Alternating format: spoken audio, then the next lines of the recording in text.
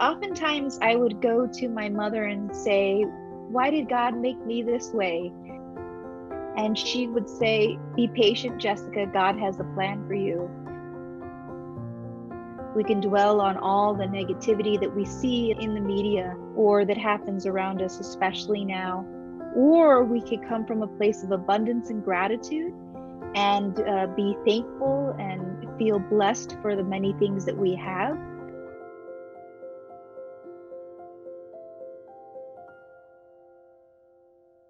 I know it seems impossible to so many people who are used to using hands and arms, but because I didn't have arms and hands to begin with since day one, I've had my whole life to learn how to use my feet.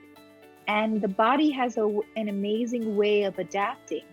And one of the things, though, that I had to learn early on is to not give up and to find a way. And because I had to do that in order to survive, it became easier as an adult to conquer challenges because I had to be exposed to obstacles and challenges growing up without arms and hands. And that whole mindset of find a way to do it is something that stayed with me my whole life, so that when I grew up and became an adult, I took on greater and greater challenges and I broke them down into smaller achievable steps. I persevered through them, and through the help of course, my family and my faith and my community, I was able to get the support I needed and never give up, to persist to accomplish the impossible. My mother grew up in Bobon, Mercedes, Eastern Samar, and she became a nurse at nursing school and went on to move to Manila. And once she was a nurse, she had an opportunity to fly to the United States to work as a nurse. And when she came here is when she met my father, who's an American, and they met in the state of Alabama, and they got married, and they ended up having my brother, who is Jason, and then they had me as a second child, as the first girl, and then my sister Jackie. So we have a wonderful family. I grew up in Arizona, and of course I was brought up with the upbringing of the Filipina mother, and very adamant of working hard, very strong faith, very strong belief that anything is possible if you work hard and you don't ever give up, and the belief that with God anything is possible. We are a very close and tight-knit family. We call each other almost every day. We are adults now with our own families, but we are still very close. And I think that was something that my mother wanted. She is from a very close-knit family in the Philippines, 13 children, believe it or not, in the province, and they had a very hard life. My grandfather, my mother's father, died when my mother was only a year old. So the eldest brother had to step in as a father figure and help to bring the family out of poverty with only one parent alive, with my grandmother, my mother's mother.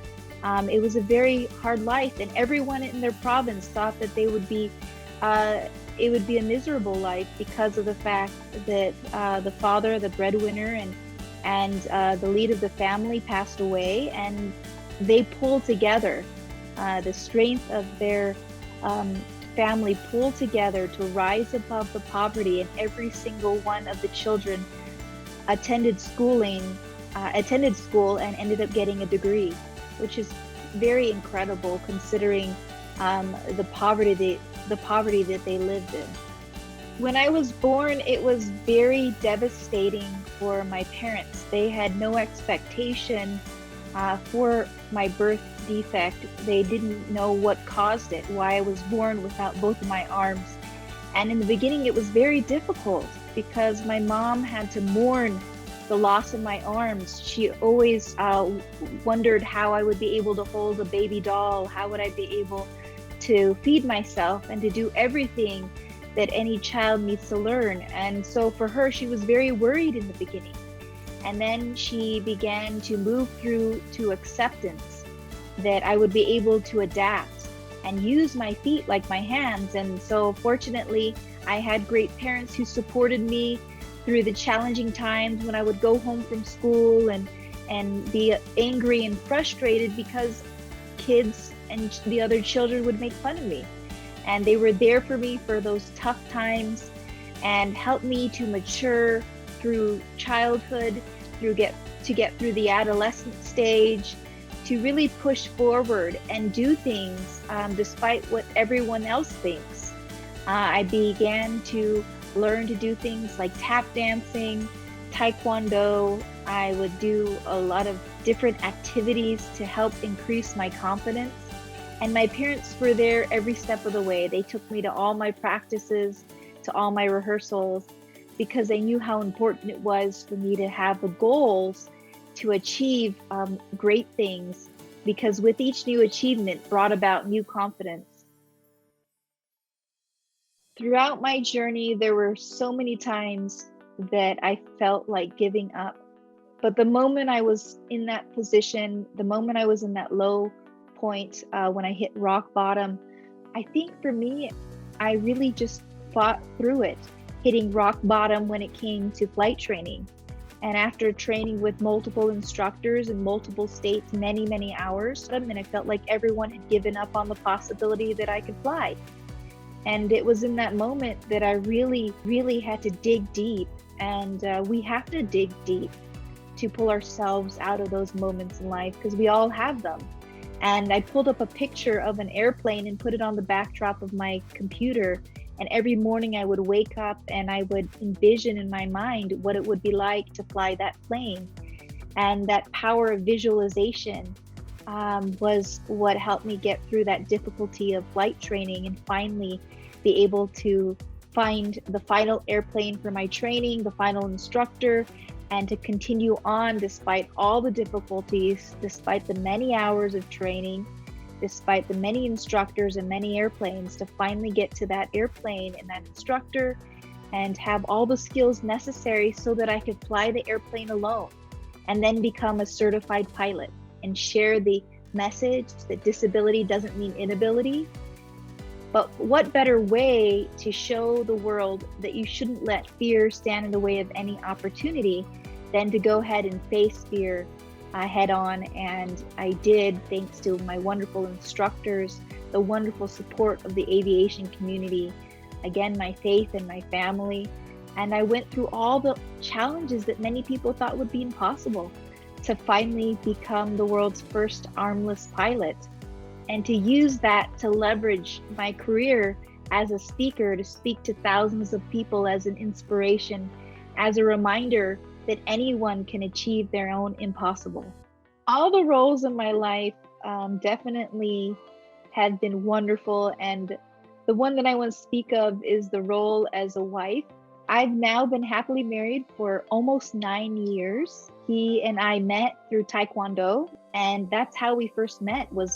I was going to a class to prepare for World Championships, and I had to find a school close by to where I lived at the time, and I walked into a school, and there he was. I never met him. He was teaching there with another instructor, and we didn't have love at first sight.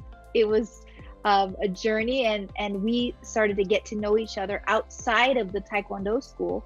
And that's when we kind of got to know each other, and we started dating, and he asked me out first, and we started dating and finding out that we were very much compatible for each other, and his strengths really helped me with my weaknesses, and my strengths helped him with his weaknesses, and we really pulled together and complemented each other so well. And here we are, almost 9 years of marriage, and it's really beautiful how we continue to grow and learn from each other. Marriage teaches you so much about yourself that you would have never known, and I think for me, I'm continuing to evolve and to grow, and it's just a beautiful experience. It's such a blessing, and I think it's really shaping me into becoming a better person. The world needs to recognize that the differences that we have, unfortunately, that's not always the case. And especially now, it's coming to light some of the unfortunate treatment of people who are different. And one of the things that I've learned, not only as a woman, also as a woman who is Filipina-American, also as a woman with a disability, is how to hold my head up high despite all that happens around. And one of those things is to recognize that you are worthy and that you are confident and that you have the ability to stand tall. Be proud of the differences that you have in your life. Even in the most difficult of times, stay strong. No one can make you feel inferior without your permission. So oftentimes there is negativity around us. But if we keep that strength, the inner strength, the faith, the self-confidence, the high self-esteem and the self-worth, we can be unshakable.